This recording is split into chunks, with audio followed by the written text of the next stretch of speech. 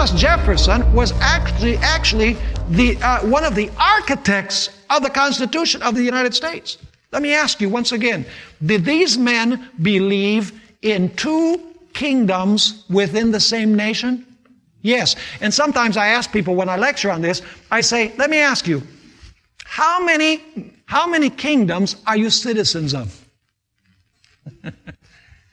How many countries are we in now? We're in one country, right? But how many kingdoms are we citizens of in one nation? We are citizens of two kingdoms. We have two passports.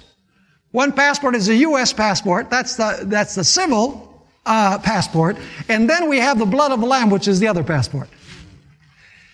You see, we're citizens of one nation because we were born here, or we were naturalized here.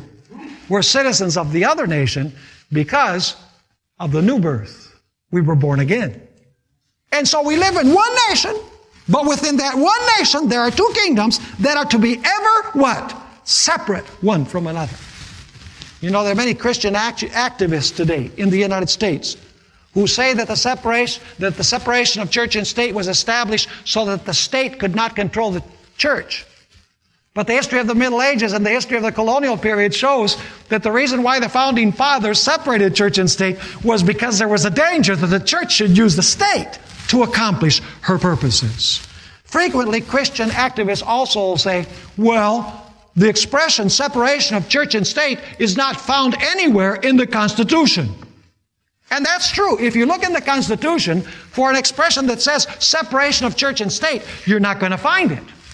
But if you read the First Amendment to the Constitution, you're going to find that clearly in the First Amendment is the idea of the separation of church and state, of religion from politics. Notice what the First Amendment says. Congress shall make no law. Now, what part of no law don't you understand? Congress shall make no law respecting an establishment of religion. This is the first clause of the First Amendment. Congress shall make no law respecting an establishment of religion. In other words, it doesn't say that Congress can't make a law establishing a church. And so the First Amendment, the first clause of the First Amendment says Congress shall make no law respecting an establishment of religion. And then you have the second clause, or prohibiting the free exercise thereof. That's, they're known as the Establishment Clause and the Free Exercise Clause. In other words, the government can't tell you to worship in a certain way, and the government can't forbid you to worship in the way that your conscience tells you to worship. Let me ask you, does that very clearly and obviously establish a separation between church and state? It most certainly does, because the First Amendment says that Congress can't make any law having to do with religion. It cannot tell you to practice religion in a certain way, and it can't forbid you from practicing your religion in a certain way. In other words, there's a separation between the civil power and the religious power. James Madison, who is known as the father of the Constitution, had this to say about the Constitution and the relationship between religion and government. He said this: there is not a shadow of right in the general government to intermingle with religion. Its least interference with it, that is, with religion, would be a most flagrant usurpation. I can appeal to my uniform conduct on this subject that I have warmly supported religious freedom. That clear?